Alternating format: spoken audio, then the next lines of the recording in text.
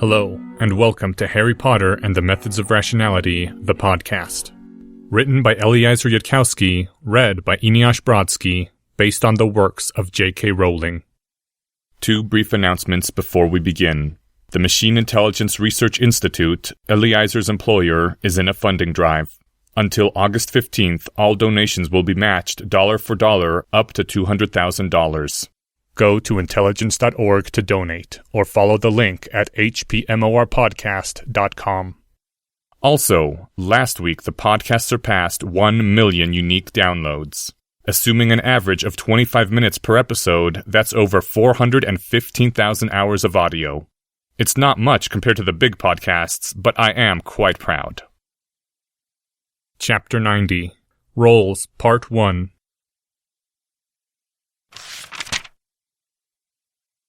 A simple innervate from the headmaster had awakened Fred Weasley, followed by a preliminary healing charm for a broken arm and cracked ribs.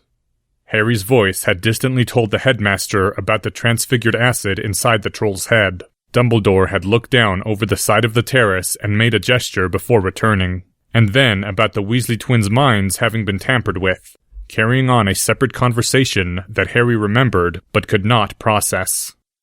Harry still stood over Hermione's body. He hadn't moved from that spot, thinking as fast as he could through the sense of dissociation and fragmented time. Was there anything he should be doing now? Any opportunities that were passing irrevocably? Some way to reduce the amount of magical omnipotence that would be required later? A temporal beacon effect to mark this instant for later time travel, if he someday found a way to travel back further than 6 hours. There were theories of time travel under general relativity which had seemed much less plausible before Harry had run across time turners, and those theories said you couldn't go back to before the time machine was built. A relativistic time machine maintained a continuous pathway through time. It didn't teleport anything. But Harry didn't see anything helpful he could do using spells in his lexicon. Dumbledore wasn't being very cooperative, and in any case, this was several minutes after the critical location within time. "Harry," the headmaster whispered, laying his hand on Harry's shoulder. He had vanished from where he was standing over the Weasley twins and come into existence beside Harry. George Weasley had discontinuously teleported from where he was sitting to be kneeling next to his brother's side, and Fred was now lying straight with his eyes open and wincing as he breathed. "Harry, you must go from this place." "Hold on," said Harry's voice. "I'm trying to think if there's anything else I can do." The old wizard's voice sounded helpless. "Harry, I know you do not believe in souls, but whether Hermione is watching over you now or no, I do not think she would wish for you to be like this." No, it was obvious. Harry leveled his wand at Hermione's body. "Harry, what are you?" And poured everything down his arm into his hand. "Frigidyro!" "Doing?" "Hypothermia," Harry said distantly as he staggered. It had been one of the spells he and Hermione had experimented on a lifetime ago, so he was able to control it precisely, though it had taken a lot of power to affect that much mass. Hermione's body should now be at almost exactly 5 degrees Celsius. "People have been revived from cold water after more than 30 minutes without breathing. The cold protects you from brain damage, you see. It slows everything down. There's a saying Muggle doctors have, you're not dead until you're warm and dead. I think they even cool down the patient during some surgeries if they have to stop someone's heart for a while." Fred and George started sobbing. Dumbledore's face was already streaked with tears. "I'm sorry, Harry. I'm so sorry. But you have to stop this." The headmaster took Harry by the shoulders and pulled on him. Harry allowed himself to be turned away from Hermione's body, walked forward as the headmaster pushed him away from the blood.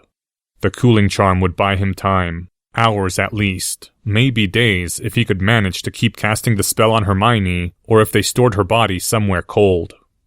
Now there was time to think.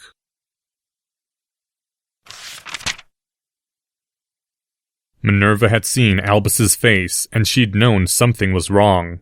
There had been time for her to wonder what had happened, and even who had died. Her mind flashed to Alistair, to Augusta, to Arthur and Molly, all the most likely targets at the start of Voldemort's second rise. She had thought that she had steeled herself. She had thought herself ready for the worst. Then Albus spoke, and all the steel left her. Not Hermione. No. Albus gave her a brief space to weep, and then told her that Harry Potter, who had watched Miss Granger die, had seated himself outside the infirmary storeroom where Miss Granger's remains were being kept, refusing to move from the spot and telling anyone who spoke to him to go away so he could think. The only thing that had elicited any reaction from the boy was when Fawkes had tried to sing to him. Harry Potter had shrieked at the Phoenix not to do that. His feelings were real. He didn't want magic trying to heal them like they were a disease. After that, Fawkes had refused to sing again. Albus thought that she might have the best chance of reaching Harry Potter now, so she had to pull herself together and clean up her face. There would be time later for private grief when her surviving children no longer needed her. Minerva pulled together the dislocated pieces of herself, wiped her eyes a final time, and laid her hand on the doorknob of the infirmary section whose back storeroom was now being used, for the second time this century, and for the 5th time since the castle of Hogwarts had been raised, as the resting place of a promising young student. She opened the door. Harry Potter's eyes gazed at her. The boy was sitting on the floor in front of the door to the back storeroom and holding his wand in his lap. If those eyes were grieving, if they were empty, if they were even broken, it couldn't be seen from looking at the boy's face. There were no dry tears on those cheeks. Why are you here, Professor McGonagall? I told the headmaster I'd like to be left alone for a while. She couldn't think of anything to say. To help you. You're not all right. But she didn't know what to say. There was nothing she could imagine saying that would make things better. She hadn't planned ahead before she'd walked into the room, having not been at her best. What are you thinking about? Minerva said. It was the only sentence that came into her mind. Albus had told her that Harry had been saying over and over that he was thinking, and she had to get Harry talking somehow. Harry stared half at her and half past her, a tension coming into his face as she held her breath. It took a while before Harry spoke. I'm trying to think if there's anything I should be doing right now. It's hard, though. My mind keeps on imagining ways the past could have gone differently if I'd thought faster, and I can't rule out that there might be a key insight in there somewhere. Mr. Potter, Harry, I don't think it's healthy for you to be thinking like that. I disagree. It's not thinking that gets people killed. The words were spoken in a level monotone, as though reciting lines from a book. Harry, she said, hardly even thinking as she said it. There's nothing you could have done. Something flickered in Harry's expression. His eyes seemed to focus on her for the first time. Nothing I could have done? Nothing I could have done? I've lost track of how many different ways I could have saved her. If I'd asked to have us all given communications mirrors, if I'd insisted on Hermione being taken out of Hogwarts and put in a school that isn't insane, if I'd snuck out immediately instead of trying to argue with normal people, if I'd remembered the Patronus earlier, if I'd thought through possible emergencies and trained myself to think about Patronuses earlier. Even at the very last minute, it might not have been too late. I killed the troll and turned to her and she was still alive. And I just knelt next to her, listening to her last words like an idiot, instead of casting the Patronus again and calling Dumbledore to send Fawkes. Or if I'd just approached the whole problem from a different angle, if I'd looked for a student with a time turner to send a message back in time before I found out about anything happening to her, instead of ending up with an outcome that can't be altered. I asked the headmaster to go back and save Hermione and then fake everything. Fake the dead body, edit everyone's memories. But Dumbledore said that he tried something like that once, and it didn't work, and he lost another friend instead. Or if I'd only gone with... that night... Harry pressed his hands over his face, and when he removed them again, his face was calm and composed once more. Anyway, I don't want to repeat that mistake, so I'm going to spend until dinner time thinking if there's anything I should be doing. If I haven't thought of anything by then, I'll go to dinner and eat. Now please go away. She was aware now that tears were sliding down her cheeks again. Harry, you have to believe that this isn't your fault. Of course it's my fault. There's no one else here who could be responsible for anything. No! You know who killed Hermione! She was hardly aware of what she was saying, that she hadn't screened the room against who might be listening. Not you. No matter what else you could have done, it's not you who killed her. It was Voldemort. If you can't believe that, you'll go mad, Harry. That's not how responsibility works, Professor. Harry's voice was patient, like he was explaining things to a child who was certain not to understand. He wasn't looking at her anymore, just staring off at the wall to her right side. When you do a fault analysis, there's no point in assigning fault to a part of the system you can't change afterward. It's like stepping off a cliff and blaming gravity. Gravity isn't going to change next time. There's no point in trying to allocate responsibility to people who aren't going to alter their actions. Once you look at it from that perspective, you realize that allocating blame never helps anything unless you blame yourself, because you're the only one whose actions you can change by putting blame there. That's why Dumbledore has his room full of broken wands. He understands that part, at least. Some distant part of her mind made a note to wait until much later and then speak sharply to the headmaster about what he was showing to impressionable young children. She might even scream at him this time. She'd been thinking about screaming at him anyway because of Miss Granger. You're not responsible. It's the professors. It's us who are responsible for student safety, not you. Harry's eyes flicked back to her. You're responsible? You want me to hold you responsible, Professor McGonagall? She raised her chin and nodded. It would be better, by far, than Harry blaming himself. The boy pushed himself up from where he was sitting on the floor and took a step forward. All right, then.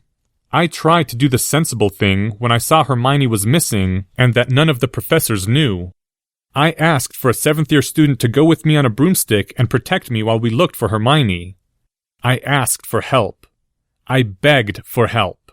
And nobody helped me. Because you gave everyone an absolute order to stay in one place or they'd be expelled. No excuses. No matter what else Dumbledore gets wrong, he at least thinks of his students as people, not animals that have to be herded into a pen and kept from wandering out. You knew you weren't any good at military thinking. Your first idea was to have us walking through the hallways. You knew some students there were better than you at strategy and tactics, and still you nailed us down to one room without any discretionary judgment.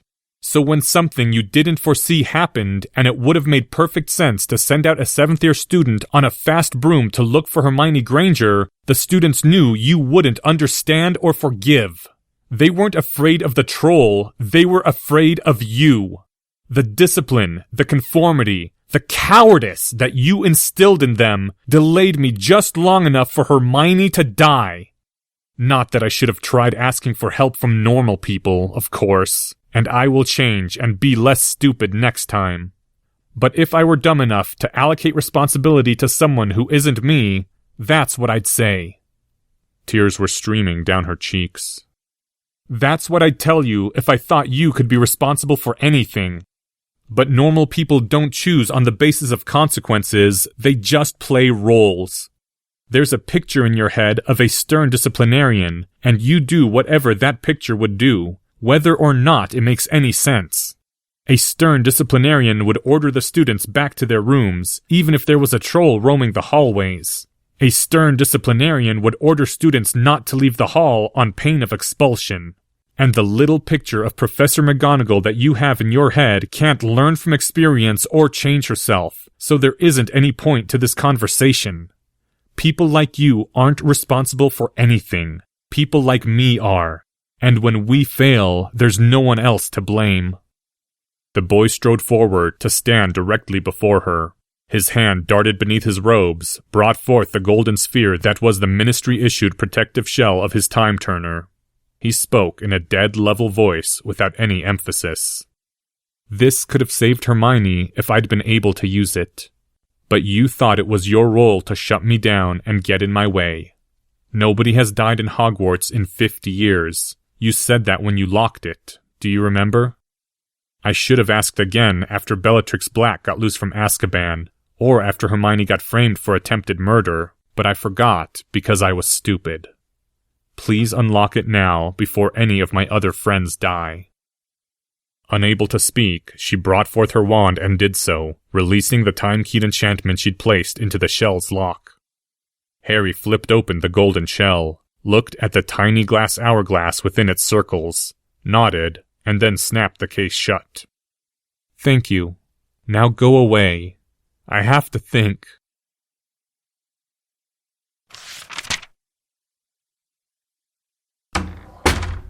She closed the door behind her, an awful and still mostly muffled sound escaping her throat.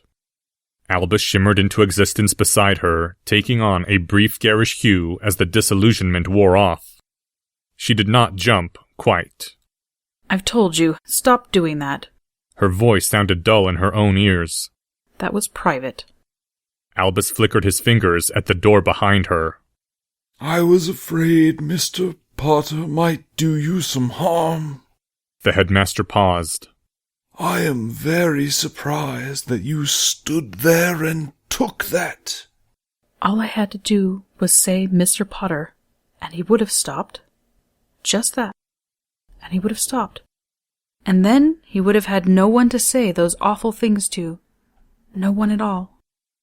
I thought Mr. Potter's remarks were entirely unfair and undeserved. If it had been you, Albus, you would not have threatened to expel anyone leaving the room. Can you honestly tell me otherwise? Albus's brows rose. Your role in this disaster was teeny, your decisions quite sensible at the time, and it is only Harry Potter's perfect hindsight that lets him imagine otherwise. Surely you are wiser than to blame yourself for this, Minerva. She knew perfectly well that Albus would be placing a picture of Hermione in that awful room of his, that it would occupy a place of honor. Albus would hold himself responsible, she was certain, even though he hadn't even been in Hogwarts at the time. But not her. So you also don't think it's worth the trouble of holding me responsible? She slumped against the nearest wall, trying not to let the tears emerge again. She'd never seen Albus weep save thrice. You've always believed in your students, as I never have. They would not have been afraid of you. They would have known you would understand. Minerva. I am not fit to succeed you as headmistress. We both know it. You're wrong. When the time comes, you will be the 45th headmistress of Hogwarts, and you will do an excellent job of it. She shook her head. What now, Albus? If you will not listen to me, then who?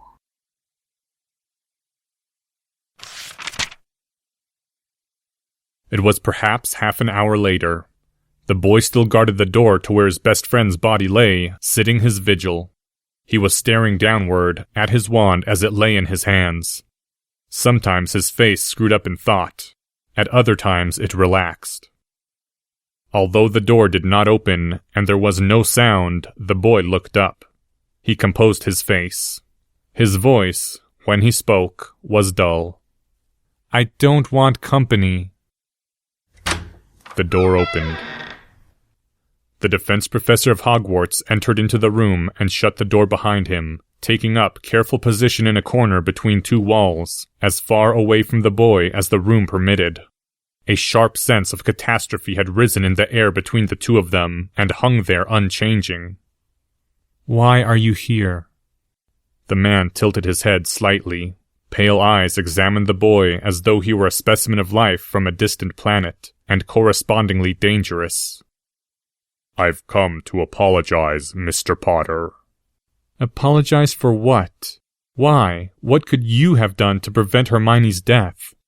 I should have thought to check for the presence of yourself, Mr. Longbottom, and Miss Granger, all of whom were obvious next targets, the defense professor said without hesitation.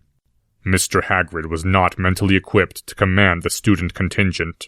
I should have ignored the deputy headmistress's request for silence and told her to leave behind Professor Flitwick, who would have been better able to defend the students from any threat, and who could have maintained communication via Patronus.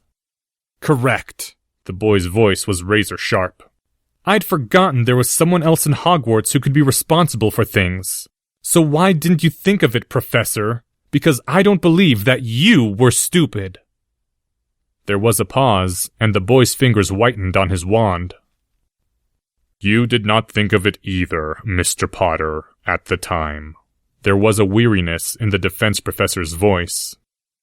I am smarter than you. I think faster than you. I am more experienced than you. But the gap between the two of us is not the same as the gap between us and them. If you can miss something, then so can I. The man's lips twisted. You see, I deduced at once that the troll was but a distraction from some other matter, and of no great importance in itself. So long as nobody sent the students wandering pointlessly through the halls, or uncaringly dispatched the young Slytherins to those very dungeons where the troll had been spotted. The boy did not seem to relax. I suppose that is plausible. In any case, if there is anyone who can be said to be responsible for Miss Granger's death, it is myself, not you. It is I, not you, who should have... I perceive that you have spoken to Professor McGonagall and that she has given you a script to follow. The boy did not bother keeping the bitterness from his voice. If you have something to say to me, Professor, say it without the masks. There was a pause. As you wish. The pale eyes stayed keen and sharp. I do regret that the girl is dead. She was a good student in my defense class and could have been an ally to you later. I would wish to console you for your loss, but I cannot see how to go about doing so. Naturally, if I find the ones responsible, I shall kill them. You are welcome to join in, should circumstances permit. How touching. You are not claiming to have liked Hermione, then? Her charms were lost on me, I suspect. I no longer form such bonds easily. The boy nodded. Thank you for being honest. Is that all, Professor? There was a pause. The castle is scarred now. What? When a certain ancient device in my possession informed me that Miss Granger was on the verge of death, I cast that spell of cursed fire of which I once spoke. I burned through some walls and floors so that my broomstick could take a more direct path. Hogwarts will not heal such wounds easily, if at all. I suppose that it will be necessary to patch over the holes with lesser conjurations. I regret that now, since I was in any case too late. Ah, the boy closed his eyes briefly. You did want to save her. You wanted it so strongly that you made some sort of actual effort. I suppose your mind, if not theirs, would be capable of that. A brief dry smile from the man. Thank you for that, Professor. But I would like to be left alone now until dinner time. You of all people will understand. Is that all? Not quite. A tinge of sardonic dryness now returned to the man's voice. You see, based on recent experiences, I am concerned that you may now intend to do something extremely foolish. Such as what? I am not quite sure. Perhaps you have decided that a universe without Miss Granger is devoid of value, and should be destroyed for the insults it has dealt you. The boy smiled without any humor. Your own issues are showing, Professor. I don't really go in for that sort of thing. Did you, at some point? Not particularly. I have no great fondness for the universe, but I do live there. There was a pause. What are you planning, Mr. Potter? You have come to some significant resolution, though you are trying to hide it from me. What do you now intend?" The boy shook his head. "I'm still thinking, and would like to be left alone to do it." "I recall an offer you once made to me some months ago. Do you want someone intelligent to talk to? I will understand if you are not pleasant to be around." The boy shook his head again. "No, thank you." "Well then, what about someone who is powerful and not particularly bound by naive scruples?" There was a hesitation, and then the boy once more shook his head. "Someone who is knowledgeable of much secret lore and magics that some might consider to be unnatural?" There was a slight narrowing of the boy's eyes, so imperceptible that someone else might not have. "I see. Go ahead and ask me about it, then. I give you my word that I will repeat nothing of it to the others." The boy took a while to speak, and when he did, it was in a cracked voice. "I mean to bring Hermione back, because there isn't an afterlife, and I'm not about to just let her just not be." The boy pressed his hands over his face, and when he withdrew them, he once more seemed as dispassionate as the man standing in the corner. The defense professor's eyes were abstract and faintly puzzled. "How?" the man said finally. "However I have to." There was another pause. "Regardless of the risks, regardless of how dangerous the magic required to accomplish it." "Yes." The defense professor's eyes were thoughtful. "But what general approach did you have in mind? I presume that turning her corpse into an Inferius is not what you—" "Would she be able to think? Would her body still decay?" "No, and yes." "Then no." "What of the resurrection stone of Cadmus Peverell, if it could be obtained for you?" The boy shook his head. "I don't want an illusion of Hermione drawn from my memories. I want her to be able to live her life. I haven't decided yet on an object-level angle of attack. If I have to brute force the problem by acquiring enough power and knowledge to just make it happen, I will." Another pause. "And to go about that, you will use your favorite tool, science." "Of course." The defense professor exhaled, almost like a sigh. "I suppose that makes sense of it." "Are you willing to help or not?" "What help do you seek?" "Magic. Where does it come from?" "I do not know." "And neither does anyone else?" "Oh, the situation is far worse than that, Mr. Potter. There is hardly a scholar of the esoteric who has not unraveled the nature of magic, and every one of them believes something different." "Where do new spells come from? I keep reading about someone who invented a spell to do something or other, but there's no mention of how." A shrug of robed shoulders. "Where do new books come from, Mr. Potter? Those who read many books sometimes become able to write them in turn. How? No one knows." "There are books on how to write." "Reading them will not make you a famous playwright. After all such advice is accounted for, what remains is a mystery. The invention of new spells is a similar mystery of purer form." The man's head tilted. "Such endeavors are dangerous. The saying is that one should either not have children, or else wait until after they are grown. There is a reason why so many innovators seem to hail from Gryffindor rather than Ravenclaw, as might be expected." "And the more powerful sorts of magics?" "A legendary wizard might invent one sacrificial ritual in his life, and pass on the knowledge to his heirs. To try inventing 5 such would be suicide. That is why wizards of true power are those who have acquired ancient lore." The boy nodded distantly. "So much for the direct solution, then. It would have been nice to just invent a spell for raise dead, become God, or summon terminal. Do you know anything about Atlantis?" "Only what any scholar knows. If you would like to hear about the top 18 standard theories..." "Do not glare at me, Mr. Potter. If it were that simple, I would have done it many years earlier. I understand. Sorry. There was a time of silence. The defense professor's gaze rested on the boy. The boy stared off, seemingly at nothing. There's some magics I mean to learn. Spells I could have used earlier today if I'd thought to study them beforehand. Spells I'll need if this sort of thing goes on happening. Most I expect I can just look up. Some I expect I can't. The defense professor inclined his head. I shall teach you almost any magic you wish to know, Mr. Potter.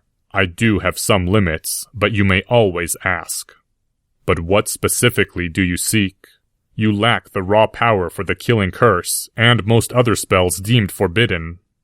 That spell of cursed fire. I don't suppose it's a sacrificial ritual that even a child could use if he dared? The defense professor's lips twitched. It requires the permanent sacrifice of a drop of blood. Your body would be lighter by that drop of blood from that day forward. Not the sort of thing one would wish to do often, Mr. Potter. Strength of will is demanded for the cursed fire not to turn upon you and consume you. The usual practice is to first test one's will in lesser trials. And although it is not a primary element of the ritual, I am afraid that it does require more magic than you shall possess for another few years. Pity. It would have been nice to see the look on the enemy's face the next time they tried using a troll. The defense professor inclined his head, his lips twitching again. What about memory charms? The Weasley twins were acting oddly, and the headmaster said he thinks they've been obliviated. It seems to be one of the enemy's favorite tricks. Rule 8. Any technique which is good enough to defeat me once is good enough to learn myself. The boy smiled humorlessly. And I once heard about an adult casting Obliviate while she was almost completely drained, so it must not take too much magic to cast. It's not even considered unforgivable, though I can't imagine why not. If I could have made Mr. Hagrid remember a different set of orders... It is not that straightforward. You are not powerful enough to use the false memory charm, and even a simple obliviation will stretch the edge of your current stamina.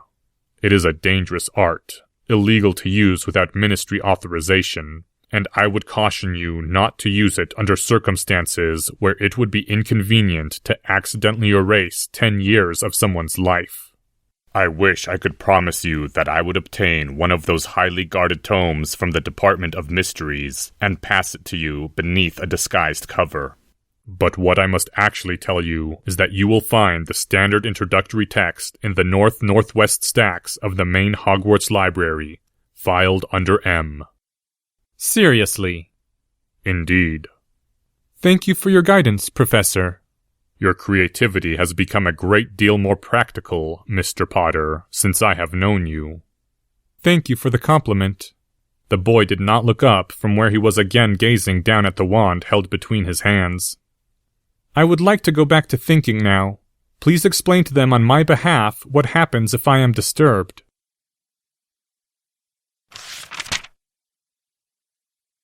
The door to the storeroom clicked open, and Professor Quirrell stepped out.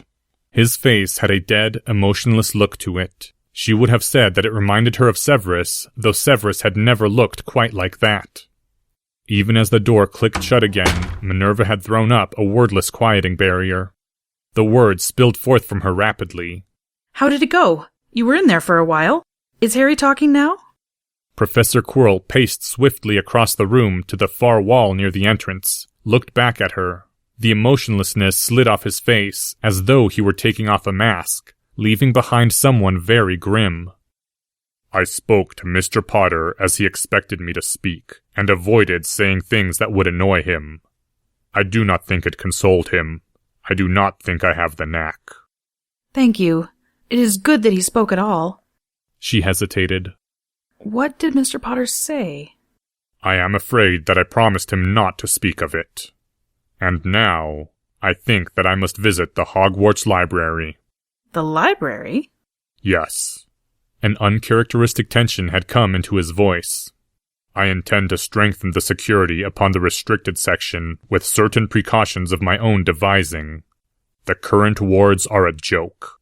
and Mr. Potter must be kept out of the restricted section at all costs. She stared at the defense professor, her heart suddenly in her throat. Professor Quirrell continued speaking. You will not tell the boy that I have said this much to you. You will confirm to Flitwick and Vector that the boy is to be diverted by the usual evasions if he asks precocious questions about spell creation.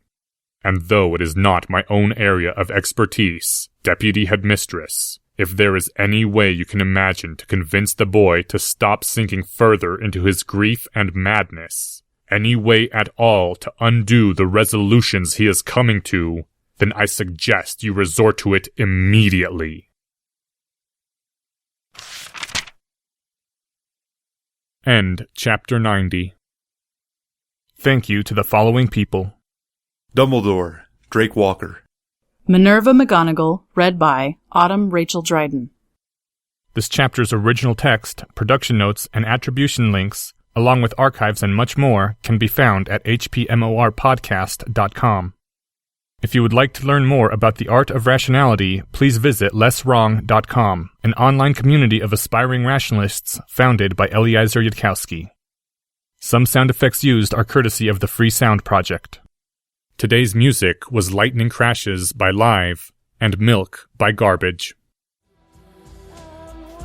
Thank you for listening, and come back in 2 weeks for Chapter 91, Rolls Part 2.